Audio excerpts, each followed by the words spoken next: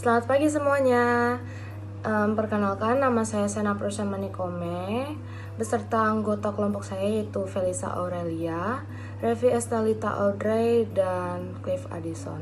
Di sini kami akan menjelaskan bangunan peninggalan dari Belanda di Indonesia. Nah, kami di sini akan menjelaskan bangunan peninggalan dari Belanda yaitu Benteng van den Bosch. Jadi di sini Benteng van den Bosch atau dikenal dengan Benteng Pendem Ngawi adalah benteng peninggalan Belanda yang dibangun pada abad ke-19. Lokasi benteng tersebut terletak di Kelurahan Pelem, Kecamatan Ngawi, Kabupaten Ngawi, Jawa Timur. Saat ini Benteng van den Bosch tengah dipugar oleh Kementerian Pekerjaan Umum dan Perumahan Rakyat atau disebut PUPR. Di mana menjaga agar bangunannya tidak semakin rusak. Pemugaran benteng ini diperkirakan dapat selesai pada awal 2023 mendatang. Sejarah Benteng van den Bosch. Sejarah berdirinya Benteng van den Bosch berawal ketika Ngawi berhasil diduduki Belanda pada 1825. Kala itu, Ngawi memang dikenal sebagai salah satu pusat perdagangan dan pelayaran di Jawa Timur, serta pusat pertahanan Belanda di Madiun dan sekitarnya.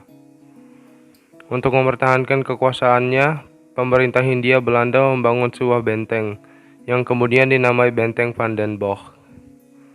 Lokasi benteng ini sangat strategis, yakni berada di pertemuan Sungai Bengawan Solo dan Sungai Madiun. Benteng van den Bosch selesai dibangun pada 1845 dan digunakan sebagai hunian bagi 250 tentara Belanda dan 60 kavalier yang dipimpin oleh Johannes van den Bosch. Oleh masyarakat, benteng ini juga disebut Benteng Pendem karena posisinya yang memang sengaja dibuat lebih rendah dari tanah di sekitarnya sehingga tampak terpendam. Akan menjelaskan fungsi Benteng van den Bosch. Benteng van den Bosch awalnya digunakan oleh Belanda untuk mempertahankan kedudukannya dan menjaga alur perdagangan di Jawa Timur. Lalu, pada masa kedudukannya Jepang, benteng ini beralih fungsi menjadi penjara. Terus, antara Februari 1943 sampai Februari 1944, tercatat sekitar 1.580 pria mendekam di penjara. Dan jumlah tersebut bertambah hingga menjelang kemerdekaan Indonesia. Nakamura yang tercatat sebagai komandan penjara, sedangkan penduduk sekitarnya dipekerjakan sebagai penjaganya. Ketika Jepang meninggalkan Indonesia, para tawanan tersebut dibebaskan. Setelah penyerahan kedaulatan, Benteng van den Bosch sempat digunakan oleh TNI Angkatan Darat. Benteng van den Bosch berukuran 165 meter dikali 80 meter dan dibangun di atas lahan seluas 15 hektar. Saat ini, Benteng van den Bosch tengah dipugar karena sebagian bangunannya tidak lagi utuh lantaran terkena serangan bom pasukan Jepang.